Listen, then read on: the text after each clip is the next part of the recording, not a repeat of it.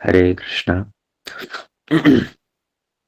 हम लोग प्रत्येक दिन की भांति आज पुनः एकत्रित हुए हैं भगवान की मुख निसृत वाणी आ, और नित्य प्रति जो हमारे भागवत का सत्र चल रहा है उसको श्रवण करने के लिए हम लोग इस नित्यम भागवत सेवा के प्रोग्राम के अंदर हम्म, भक्त भागवत, ग्रंथ भागवत, भगवान भगवत गीता इत्यादि ये सब ग्रंथों का हम लोग श्रवण करते हैं।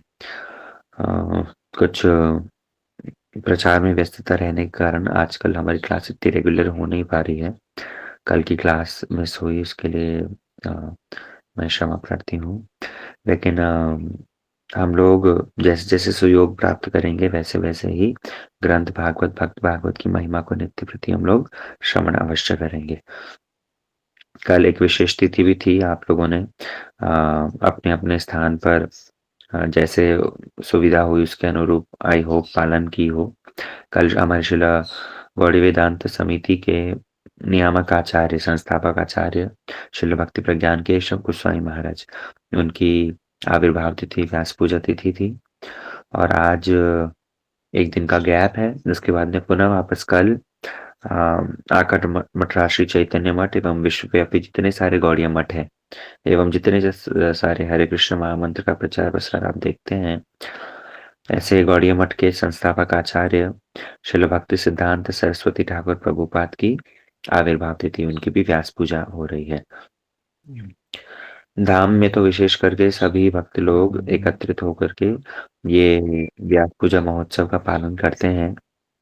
अम, वृंदावन में और जगन्नाथपुरी में और नवद्वीप में, इन तीनों स्थान पर तो विशेष करके श्रील भक्ति सिद्धांत सरस्वती ठाकुर प्रभुपाद की तिथि समस्त गौड़ीय मठ एकत्रित होकर के पालन करते हैं। इस बार श्री केशव जी गौड़ीय मठ नवद्वीप से, हमारे ही मठ से श्रील भक्ति सिद्धांत सरस्वती ठाकुर प्रभुपाद की तिथि को अनुष्ठान किया जा रहा है। जगन्नाथपुरी में तो हर वर्ष जो प्रभुपाद का जन्म स्थान है श्री चैतन्य गौड़ीय मठ, वहां पर श्रील प्रभुपाद की तिथि को पालन किया जाता है। आप लोग यदि गए हैं जगन्नाथपुरी, आप लोगों ने अवश्य ही वो स्थान का दर्शन किया होगा जहाँ पर श्रील प्रभुपाद भक्ति सिद्धांत सरस्वती ठाकुर ने जन्म लिया था। और इनकी तिथि के लिए देखो, गौड़ीय रसामृत में भी यदि देखोगे तो श्रील भक्ति वेदांत नारायण गोसाई महाराज जी की कथाएं आ रही है। और हमारे गुरुदेव श्रील भक्ति वेदांत श्रीधर गोसाई महाराज, उनकी भी आप देखोगे छोटी छोटी कथाओं के माध्यम से प्रभुपाद एवं भक्ति प्रज्ञान केशव गोसाई महाराज जी के जीवन चरित्र पर वे प्रकाश डाल ही रहे हैं। इन महापुरुष के आविर्भाव के विषय में हम लोगों ने पहले भी श्रवण किया है, कैसे इनका जगन्नाथपुरी में उत्कल देश में जन्म हुआ था। और जन्म से ही इनके शरीर में विलक्षण कुछ चिन्ह को देख करके भक्ति विनोद ठाकुर समझ गए थे कि यही बालक परवर्ती काल में महाप्रभु की वाणी का विशुद्ध रूप में प्रचार करेगा। वास्तव में देखो, वैष्णवों की आविर्भाव और तिरुभाव तिथि ये दोनों ही मंगलमय होती है। मंगल के लिए ही वो लोग इस जगत में आते हैं। इस जगत की दुर्दशा को देख करके, इस जगत के लोगों को भक्त भक्त विमुख देख करके वो इस जगत में आते हैं और स्वयं आचरण संपन्न प्रचार करके हमें शिक्षा प्रदान करते हैं। और फिर हमारे मंगल के लिए ही वो इस जगत से चले भी जाते हैं, हमारे चर्म चक्षुओं से वो ओझल हो जाते हैं, है ना। तो हमें उनकी आविर्भाव और तिरुभाव तिथि को बहुत अच्छे से पालन करना चाहिए।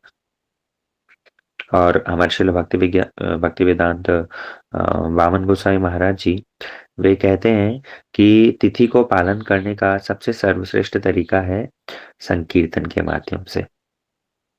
हमारे श्रील भक्ति वेदांत नारायण गोसाई महाराज जी का यही वैशिष्ट्य था कि जब भी तिथि कोई विशेष उपस्थित होगी तो उस तिथि के ऊपर वे संकीर्तन करते थे।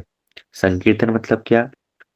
नाम रूप गुण लीला, इन सब का ही गान करना, इन सब की विस्तार से चर्चा करना, वो ही संकीर्तन है ना।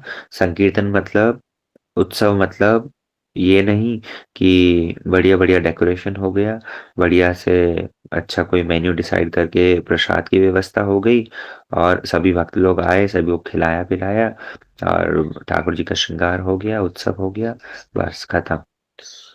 कथा नहीं, उन महापुरुष का जीवन चरित्र के बारे में कोई श्रवण कीर्तन नहीं ना, ऐसा नहीं। मथुरा मठ में श्री केशव जी गौड़िया मठ में रहते हुए श्रील भक्ति वेदांत नारायण गोस्वामी महाराज जी, गुरुदेव बतलाते हैं ना, दिन में चार चार बार हरि कथा करते थे। तिथि उपस्थित होने पर तो कई दिन पहले से ही आरंभ करके ये हरि कथा का सिलसिला शुरू शुरू हो जाता था। तो संकीर्तन का मतलब ही यही होता है कि महापुरुषों के नाम रूप गुण लीला का चर्चा करना। शिल भक्ति सिद्धांत सरस्वती ठाकुर प्रभुपाद उनकी महिमा को गान करने के लिए शिल भक्ति रक्षक श्रीधर देव गोस्वामी महाराज जी ने पूरा एक दशकम लिखा है, श्री प्रभुपाद दशकम, जो हम लोग प्रत्येक दिन गान करते हैं। तो उस प्रभुपाद दशकम के अंदर उन्होंने इनकी महिमा को बड़ा विस्तार से वर्णन किया है, श्लोक रूप में सही, सूत्र रूप में सही, लेकिन इनका सारा जीवन चरित्र, इनका वैशिष्ट्य, वो सब उन्होंने वर्णन किया है ना। कैसे उनका जीवन चरित्र था, कैसे उनके जीवन में लीलाएं थी, कैसे उनका रूप है। अति कोमल कांचन दीर्घ तनु, तनु निंदित हेम मृणाल मदम, मदनार्बुद वंदित चंद्र पदम, प्रणमामि सदा प्रभु पाद पदम। अति कोमल कांचन, कांचन किसे कहा जाता है? कांचन कहा जाता है सोने को। श्रीमती राधा रानी की, ये हमारे गुरुवर्ग जो हैं, ये सब श्रीमती राधा रानी की पाल्यदासी हैं, उनकी मंजरी स्वरूपा है। इसीलिए श्रीमती राधा रानी वो तो तप्त कांचन वर्ण को धारण करती हैं। श्रीमती राधा रानी की अंग कांति कैसी है? हम श्लोक गाते हैं ना, तप्त कांचन गौरांगी। तो वो ही राधा रानी की ही कायव्यू स्वरूपा, ये जितनी सारी सखियां मंजरियां हैं, उनका भी वर्ण कैसा है? कांचन जैसा ही है। इसीलिए प्रभुपाद की महिमा गान करते हुए यहाँ पर कहा गया कि उनका दिव्य कलेवर कैसा था? अति कोमल कांचन दीर्घ तनु, कांचन वर्ण, तपे हुए सोने के समान उनके शरीर की अंग कांति थी, गौर वर्ण। और कैसे? अति कोमल, अत्यंत सुकोमल उनकी अंग कांति थी, दीर्घ तनु, बड़ा ही विशाल शरीर था उनका, बड़ा ही सुंदर आजानुलंबित बाहु। उनकी आरती में श्रील भक्ति प्रज्ञान केशव गोस्वामी महाराज जी, उन्होंने जो आरती लिखी है, तो उस आरती के अंदर भी वर्णन आता है कि कैसे आजानुलंबित बाहु, बिल्कुल घुटने, महापुरुषों के ये लक्षण बतलाए गए हैं शास्त्रों में। महापुरुषों के लक्षण बतलाए गए हैं कि कैसे उनकी जो भुजाएं होगी, उनकी बाहु, वो घुटने तक ऐसी लंबी होंगी, और उनके जो नेत्र होंगे बिल्कुल कमल के समान पहने पहने बड़े सुंदर से होंगे। उनका वक्षस्थल चौड़ा होगा, उनका कमर वो बहुत पतली होगी, और बड़ा एक एक अंग बड़ा सुंदर तरह से गठित होगा। तो ऐसे इन चिन्हों को देख करके ही, शारीरिक चिन्हों को देख करके ही महापुरुषों को पहचाना जा सकता है ना। पहले तो व्यक्ति का दर्शन, कहते हैं ना, पहले पहले दर्शनधारी फिर गुण विचारी। तो दर्शन करके ही, महापुरुषों का दर्शन करके ही व्यक्ति के हृदय में कैसे भाव जागृत होते हैं, वो चीज स्पष्ट होती है यहाँ से। इनका वर्ण कैसा था? इनका वर्ण अति कोमल कांचन दीर्घ तनु, और तनु निंदित हेम मृणाल मदम। मृणाल, मृणाल का मतलब होता है मृणाल, कमल की नाल। जो कमल की नाल होती है, उस कमल की नाल, वो देखने में बड़ी, कमल का पुष्प तो अपने आप में सुंदर है ही, लेकिन उसकी जो नाल होती है, वो नाल भी देखना कैसे सुंदर, बड़ी सुंदर, बड़ी सुंदर उसका गठन होता है। तो वो श्रील प्रभुपाद का दिव्य कलेवर कैसा था? वो कमल की नाल को भी तिरस्कृत कर दे, उसके सौंदर्य को भी।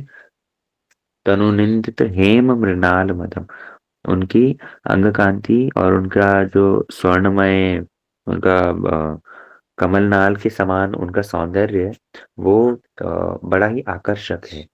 और तो और बाद में कह रहे हैं, मदनार्बुद वंदित चंद्र पदम, कि मदन, मदन मतलब होता है कामदेव। तो जिन प्रभुपाद के चरण कमल की से निकले, उनके चरण कमल भी नहीं, उनके नख से, उनके नख चंद्र से निकली हुई जो ज्योति है, वो कामदेव को भी मूर्छित कर दे। तो ऐसे श्रील प्रभुपाद प्रणमामि सदा प्रभु पाद पदम, ऐसा सुंदर कलेवर वो धारण करके, ऐसा सुंदर रूप धारण करके इस जगत में वो प्रकटित हुए थे। मदन को भी, कामदेव को भी मूर्छित कर देने वाला उनका सुंदर स्वरूप था। साधारण सी बात है, जिस कामदेव को भगवान कृष्ण ही अपने रूप से मूर्छित कर देते हैं, तो फिर प्रभुपाद की तो बात ही क्या। हम लोग श्रवण करते हैं ना रास के समय पर कैसे कामदेव कृष्ण को परास्त करने के उद्देश्य से आया, लेकिन कृष्ण के चरणों के नख के अग्रभाग से जो प्रकाश निकल रहा था, उस सौंदर्य मात्र को देखने से ही कामदेव मूर्छित हो गया। तो फिर राधा रानी की मंजरियों तक तो आने की बात ही सही। जिन राधा रानी के रूप को देख करके कृष्ण भी स्वयं मूर्छित हो जाते हैं, तो वो ही रूप संपन्न तो सारी मंजरियां हैं, हमारे सारे गुरु वर्ग हैं। इसलिए उनके रूप से यदि मदन कामदेव प्रभावित हो जाए, उनके रूप मोहित हो जाए, तो इसमें कौन सी बड़ी बात है ना। तो ऐसे शिल प्रभुपाद का वर्ण था, बहुत ही सुंदर इनका रूप, इनके गुण, इनके गुण भी क्या कहें, असंख्य गुणों से संपन्न शिल प्रभुपाद। शास्त्र में वर्णन आया है, कविराज गोस्वामी कहते हैं, सर्व महागुण गण वैष्णव शरीरे कृष्णेर सकल गुण भक्तेर संचारे। कि वैष्णव के शरीर के अंदर, वैष्णव के दिव्य कलेवर में क्या होता है, भगवान कृष्ण स्वयं अपने गुणों को संचरित कर देते हैं। और कृष्ण के गुण कितने हैं, अनकाउंटेबल। सुनो हे रसिक जन, कृष्ण गुण अगणन, अनंत कहिते नहीं पारे। भक्ति विनोद ठाकुर कह रहे हैं कि कृष्ण के गुण तो अनगिनत हैं, वो अनगिनत गुणों को भला अनंत देव अपने अनंत मुखों से वर्णन नहीं कर सकते, तो फिर साधारण जीव क्या वर्णन करेगा। और वो ही कृष्ण के सारे गुण भक्तों में संचरित होते हैं, तो श्रील प्रभुपाद एवं अन्य अन्य गुरुवर्गों में भी वही गुण सब संचरित हुए हैं, तो उनके गुण भी तो अनंत हैं। लेकिन उनके गुणों का गान करने से ही हम साधकों की जिह्वा पवित्र होती है, हमारा परमार्थ मंगल होता है। इसलिए उन अथाह गुण के सागर में से कुछ गुणों का गान करना प्रत्येक साधक का कर्तव्य है। जैसे गंगा गंगा जल से गंगा पूजा होती है ना, उसी प्रकार इन महापुरुषों की वाणी से ही इन महापुरुषों का गुण कीर्तन करना चाहिए। ऐसे इनके गुण हैं, वृक्ष से भी ज्यादा सहनशील। महाप्रभु ने अपने शिक्षाष्टक के तृतीय श्लोक के अंदर वर्णन किया है, तृणादपि सुनीचेन तरोर तरोर इव सहिष्णुना अमानीन मानदेन कीर्तनीय सदाहरि। तो महाप्रभु ने तो वर्णन किया था तरोर इव सहिष्णुना, कि वृक्ष के समान सहिष्णुता धारण करनी होगी। वृक्ष जैसे, वृक्ष को काटने पर वो कुछ भी नहीं बोलता, बल्कि अन्य का उपकार ही करता है, फल प्रदान करके, छाया प्रदान करके दूसरों का उपकार ही करता है। वैसे ही वृक्ष के समान सहिष्णुता धारण करनी होगी अगर भगवत भजन करना है, अगर कीर्तनीय सदाहरि होना है। हम लोग सब समय कीर्तन क्यों नहीं कर पाते, हम लोग सब समय भगवान नाम जप क्यों नहीं कर पाते, कारण यही है, तिनके के समान दीनहीन नहीं है, वृक्ष के समान सहनशीलता नहीं है, और अमानी मानद का तो क्या ही कहना। दूसरों को मान देना वो संभव नहीं है, एक बद्ध जीव के पक्ष में ये कभी संभव हो ही नहीं सकता। एक बद्ध जीव, हमेशा उसके हृदय में कहीं ना कहीं प्रतिष्ठा की आशा रहेगी ही रहेगी। दूसरों को सम्मान दे दे, अपने से ज्येष्ठ व्यक्तियों को सम्मान देना हम नहीं चाह रहे हैं, और अपने से कनिष्ठ को सम्मान देना, ये क्या साधारण किसी व्यक्ति के जीवन में संभव हो सकता है। आप देखो, हमारे श्रील भक्ति वेदांत त्रिविक्रम गोस्वामी महाराज, भक्तिवेदांत श्रील वामन गोस्वामी महाराज, भक्तिवेदांत श्रील नारायण गोस्वामी महाराज, उनके जीवन चरित्र में हम देखते हैं कैसे श्रील भक्ति वेदांत त्रिविक्रम गोस्वामी महाराज श्रील भक्ति वेदांत वामन नारायण गोस्वामी महाराज जी को प्रणाम करते थे, साष्टांग प्रणाम करते थे। उनके अनुपस्थिति में, उनकी भजन कुटीर के बाहर उनके जो जूते रहते थे, उनकी पादुका रखी रहती थी, तो उसको प्रणाम करते थे। और ज्येष्ठ होकर के उनसे बाद में वो मठ में आए, लेकिन ऐसे भी अ, अमानद और मानद मान देना, अमानी और मानद, ये साधारण व्यक्ति के जीवन में संभव हो सकता है, महापुरुषों के अलावा ये कोई कर नहीं सकता। तो प्रभु श्री चैतन्य महाप्रभु उन्होंने तो कहा तरोरिव सहिष्णुना, लेकिन प्रभुपाद ने इसके अंदर और एक स्टेप आगे चले गए। प्रभुपाद कहते हैं तरोर अपि सहिष्णुना, वृक्ष से भी ज़्यादा सहनशील होना होगा। महाप्रभु कहते हैं वृक्ष तरोर इव सहिष्णुनाम, वृक्ष के समान सहिष्णुता धारण करनी होगी। लेकिन प्रभुपाद तो कहते हैं वृक्ष से भी ज़्यादा सहनशीलता धारण करनी होगी, तब जाकर के गौरवाणी का प्रचार संभव हो पाएगा। अन्यथा गौरवाणी का प्रचार इतना सहज में संभव है नहीं। लोग तरह-तरह की बातों को कह करके, तरह-तरह के आक्षेप करके सुन रहे थे ना। कल श्रील भक्ति विज्ञान केशव गोस्वामी महाराज की तिथि थी।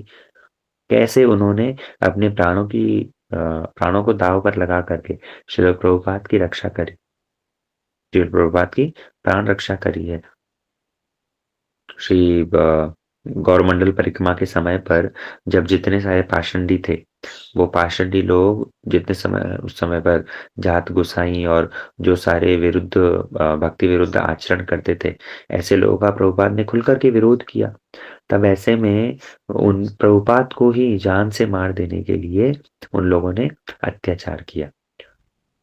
और उन लोगों को जब परिक्रमा के बीच में ही सोडा बॉटल्स, एसिड इत्यादि को लेकर के, पत्थरों को लेकर के परिक्रमा पर उन्होंने आक्रमण किया है, तो श्रील भक्ति प्रज्ञान केशव गोस्वामी महाराज ने अपनी जान की परवाह ना करते हुए प्रभुपाद के साथ में अपने वस्त्रों को अदल-बदल कर लिया और उसके बाद में प्रभुपाद को सुरक्षित मठ भेज दिया और स्वयं किसी प्रकार से प्रभुपाद में मठ पहुंचे।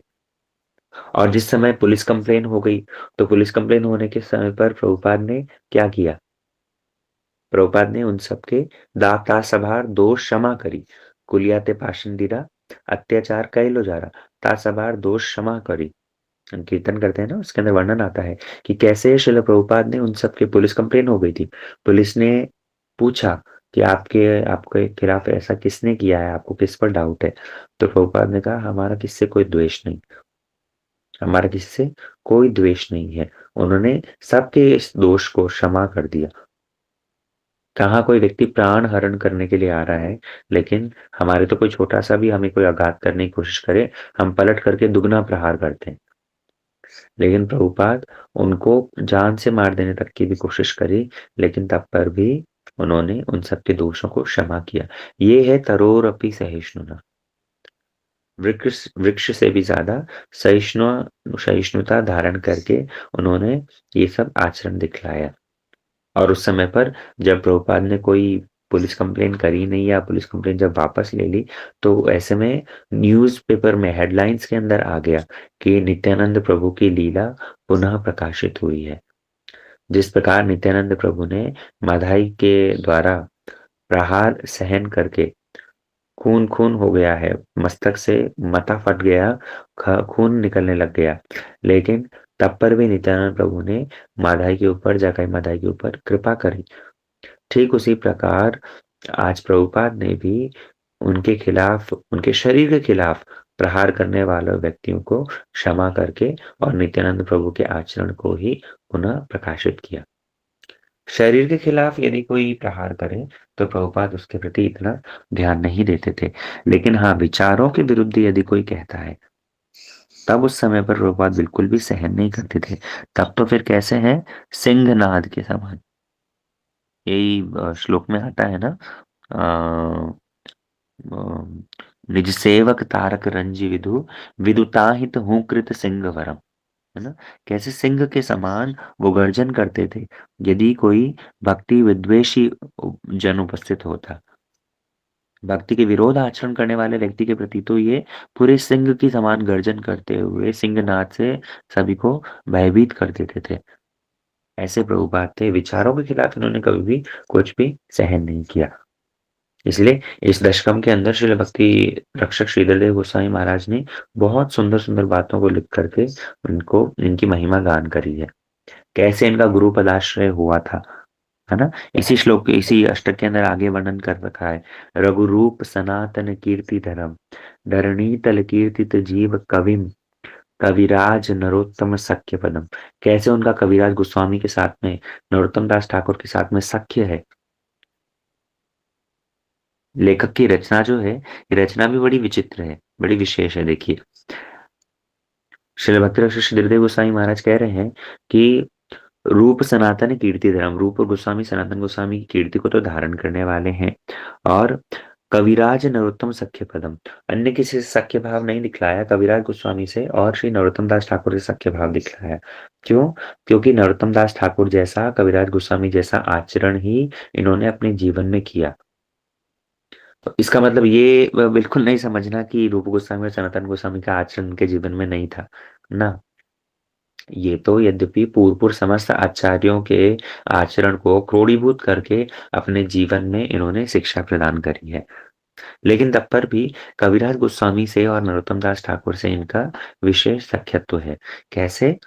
कि जिस प्रकार नरोत्तम दास ठाकुर अपने गुरु लोकनाथ दास गोस्वामी के एकमात्र शिष्य थे, और गुरु पदाश्रय ग्रहण करने के लिए, गुरु कृपा को प्राप्त करने के लिए उन्होंने क्या कुछ नहीं किया। सुन रहे थे ना लोकनाथ दास गोस्वामी की तिथि पर कैसे अपने गुरु के विष्ठा को, जहाँ मल त्याग करते थे, उस मल त्याग करने वाले स्थान को नरोत्तम दास ठाकुर साफ करने लगे। माने गुरु की शरण को ग्रहण करने के लिए उन्होंने जिस प्रकार संपूर्ण रूप में शरणागत होकर के बार बार प्रचेष्टा करी, श्रील प्रभुपाद के जीवन में भी ऐसे ही देखने को मिलता है। कैसे उन्होंने श्री गौर किशोरदास बाबा जी महाराज की कृपा को प्राप्त करने के लिए बार बार उनके पास में गए। बार बार प्रभु श्री गौर किशोरदास बाबा जी महाराज, उनका नियम था कि मैं शिष्य नहीं ग्रहण करूंगा, लेकिन प्रभुपाद बार बार बार उनके पास में जाकर के प्रार्थना करते, और बार बार उन्होंने जब आग्रह किया, गौर किशोरदास बाबा जी महाराज कभी ये कह करके ठुकरा देते कि मैं गौर नित्यानंद से पूछ करके बतलाऊंगा, गौर निताई से मेरी बात नहीं हो पाई, कल आना, कल बतलाऊंगा। इस तरह से कितनी बार ठुकरा दिया, और अंत में प्रभुपाद ने अन्न जल का त्याग कर दिया कि जब तक बाबा जी महाराज की कृपा नहीं होती तब तक मैं अन्न जल ही ग्रहण नहीं करूंगा। तब जाकर के गौर किशोरदास बाबा जी महाराज ने इनको दीक्षा प्रदान करी। तो कैसे इनके जीवन में देखने को मिलता है, नरोत्तम दास ठाकुर जैसा ही आचरण इन्होंने अपने जीवन में दिखलाया। और कविराज गोस्वामी जैसा? बोले हाँ, कविराज गोस्वामी के समान ही आचरण इन्होंने अपने जीवन में दिखलाया। एक समय श्रील प्रभुपाद को एक चक्र, जो नित्यानंद प्रभु का जन्म स्थान है, वहां पर आमंत्रित किया गया।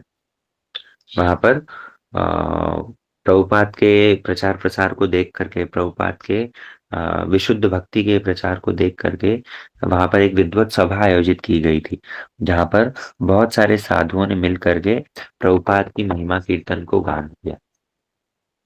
वहां पर प्रभुपाद की है नित्यानंद प्रभु का जन्म स्थान, और ये तो नित्यानंद का ही मूर्तिमंत स्वरूप श्रील प्रभुपाद है ना।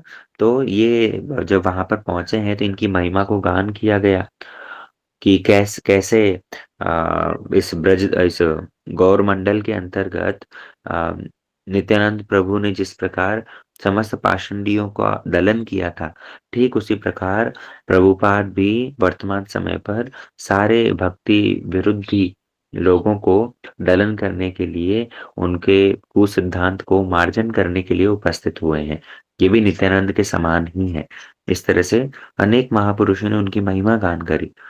तब किंतु प्रभुपाद ने अपना वक्तव्य देना आरंभ किया, और प्रभुपाद ने अपना वक्तव्य देना जब आरंभ किया है, तो उन्होंने अपना परिचय देते हुए कहा, जगाई माधाई होइते मुई से पापिष्ट, पुरी शेर कीट हई से मुई से लगिष्ट, मोर नाम सुने जई तार पाप है, मोर नाम लोए जई तार पुण्य खोय, एमन निघृण मोरे केवा कृपा करे, एक नित्यानंद बिना जगत माचरे। कविराज गोस्वामी ने अपना परिचय देते हुए इन शब्दों का प्रयोग किया है कि मैं तो जगाई मधाई से भी ज्यादा गिरा हुआ हूँ, एक विष्ठा के कीड़े से भी ज्यादा निकृष्ट मेरी स्थिति है। अगर कोई मेरा नाम भी सुनता है तो उसके पुण्य नाश हो जाते हैं, अगर कोई मेरा नाम मुख से उच्चारित कर ले तो उसका पाप लगता है। ऐसा निकृष्ट व्यक्ति मैं हूँ, और आप लोगों ने मेरी इतनी महिमा गान करी, इसलिए ये ठीक नहीं है। ये मुझे इसका कुछ जस्टिफिकेशन देना था।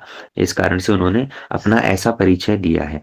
अपनी व्यास पूजा पर उन्होंने इस तरह का परिचय देते थे।